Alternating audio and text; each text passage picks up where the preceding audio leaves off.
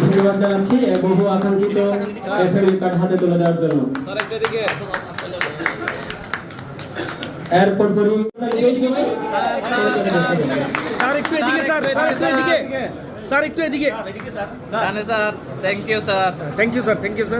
ধন্যবাদ। অতিথিদের হাত থেকে ফ্যামিলি কার্ড গ্রহণ করছেন মানসিং মার্মা।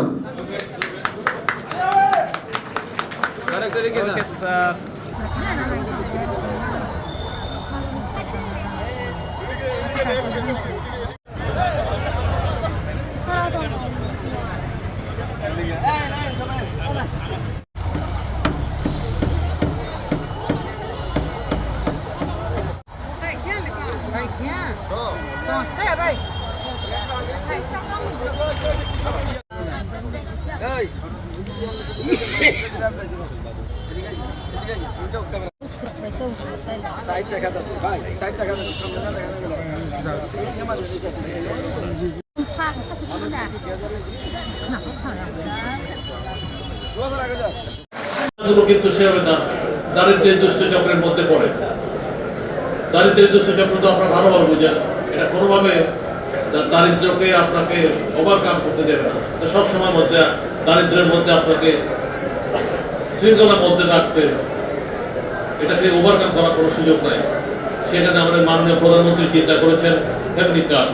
এই ফ্যামিলি কার্ডের মাধ্যমে যদি আমরা পরিবারকে যদি আমরা উন্নত করি, ব্যক্তি নয় পরিবারকে যদি আমরা উন্নত করি, সেক্ষেত্রে কিন্তু সামাজিক দায়বদ্ধতার মাধ্যমে একটা বিষয় হলো। সেই কারণে আরেকটা হচ্ছে কি রাষ্ট্রের যেটা দায়িত্ব সেটা পালন করা হলো। আমি মনে করি এই উদ্যোগটা অত্যন্ত সুচারুভাবে সম্পন্ন হয়েছে। আমাদের মাননীয় প্রধানমন্ত্রী একটা কথা বলেছেন, এই লিস্ট প্রণয়নের ক্ষেত্রে অত্যন্ত কঠোর থাকতে হবে, কোনো দেখা যাবে না। যারা দরিদ্র নিঃস্ব একেবারে কোনোভাবে এরা কিন্তু সাহায্য পায়নি, সে তাদের কিন্তু আমরা অগ্রাধিকার দিচ্ছি। এখানে অগ্রাধিকারের ভিত্তিতে বলা হয়েছে